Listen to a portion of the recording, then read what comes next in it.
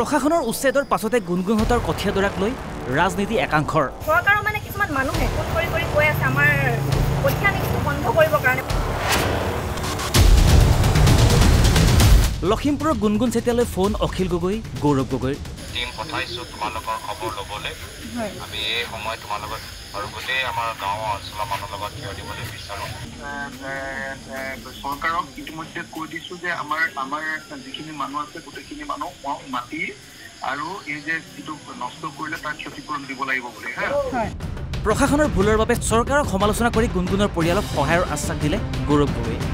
যিমান আমি পাৰোঁ আমি চেষ্টা কৰিম যি ধৰণৰ অন্যায় তোমালোকৰ লগত হ'ল কোনোবা বেলেগ এজন লগত যেন এনেকুৱা অন্যায় নহয়।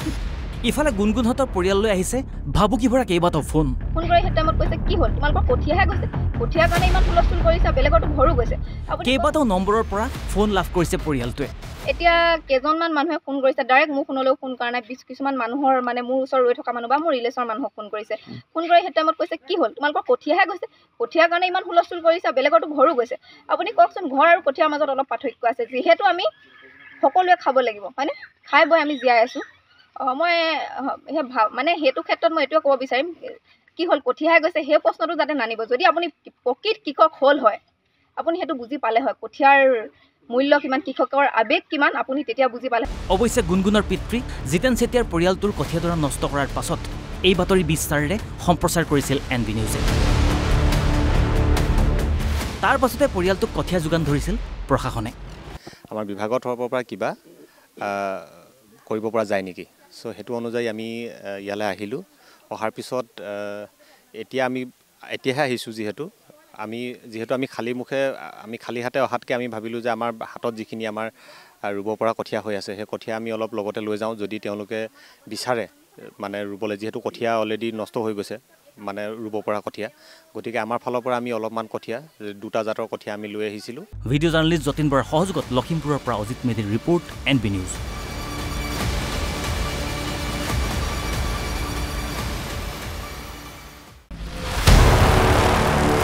প্ৰশাসনৰ উচ্ছেদৰ পাছতে গুণগুণহঁতৰ কঠিয়াদৰাক লৈ ৰাজনীতি একাংশৰ চৰকাৰৰ মানে কিছুমান মানুহে ফোন কৰি কৈ আছে আমাৰ কঠীয়া নিচটো বন্ধ কৰিবৰ কাৰণে। লখিমপুৰৰ গুণগুণ চেতিয়ালৈ ফোন অখিল গগৈ, গৌৰৱ গগৈৰ। টিম পঠাইছো তোমালোকৰ খবৰ ল'বলৈ। আমি এই সময় তোমালোকৰ আৰু গোটেই আমাৰ গাঁও অঞ্চলৰ মানুহৰ লগত থিয় দিবলৈ বিচাৰোঁ।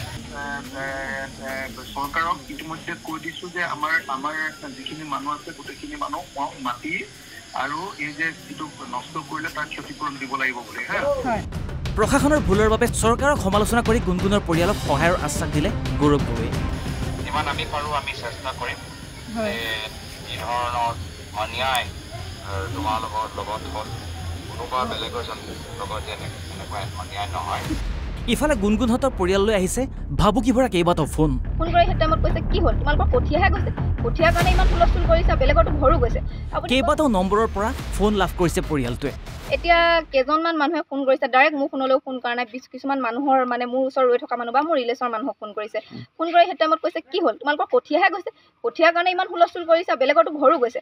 আপুনি কওকচোন ঘৰ আৰু কঠিয়াৰ মাজত অলপ পাৰ্থক্য আছে, যিহেতু আমি সকলোৱে খাব লাগিব হয়নে, খাই বৈ আমি জীয়াই আছোঁ। মই মানে সেইটো ক্ষেত্ৰত মই এইটোৱে ক'ব বিচাৰিম কি হ'ল কঠিয়াহে গৈছে সেই প্ৰশ্নটো যাতে নানিব। যদি আপুনি প্ৰকৃত কৃষক হ'ল হয় আপুনি সেইটো বুজি পালে হয়, কঠিয়াৰ মূল্য কিমান, কৃষকৰ আৱেগ কিমান আপুনি তেতিয়া বুজি পালে। অৱশ্যে গুণগুণৰ পিতৃ জিতেন চেতিয়াৰ পৰিয়ালটোৰ কঠিয়াদৰা নষ্ট কৰাৰ পাছত এই বাতৰি বিস্তাৰেৰে সম্প্ৰচাৰ কৰিছিল NB নিউজে। তাৰ পাছতে পৰিয়ালটোক কঠীয়া যোগান ধৰিছিল প্ৰশাসনে। আমাৰ বিভাগৰ তৰফৰ পৰা কিবা কৰিব পৰা যায় নেকি, চ' সেইটো অনুযায়ী আমি ইয়ালৈ আহিলোঁ। অহাৰ পিছত এতিয়াহে আহিছোঁ যিহেতু আমি খালী হাতে অহাতকৈ আমি ভাবিলোঁ যে আমাৰ হাতত যিখিনি আমাৰ ৰুব পৰা কঠীয়া হৈ আছে সেই কঠীয়া আমি অলপ লগতে লৈ যাওঁ, যদি তেওঁলোকে বিচাৰে মানে ৰুবলৈ, যিহেতু কঠীয়া অলৰেডি নষ্ট হৈ গৈছে মানে ৰুব পৰা কঠীয়া, গতিকে আমাৰ ফালৰ পৰা আমি অলপমান কঠীয়া 2টা জাতৰ কঠীয়া আমি লৈ আহিছিলোঁ। ভিডিঅ' জাৰ্নেলিষ্ট যতীন বৰাৰ সহযোগত লখিমপুৰৰ পৰা অজিত মেধিৰ ৰিপৰ্ট NB নিউজ।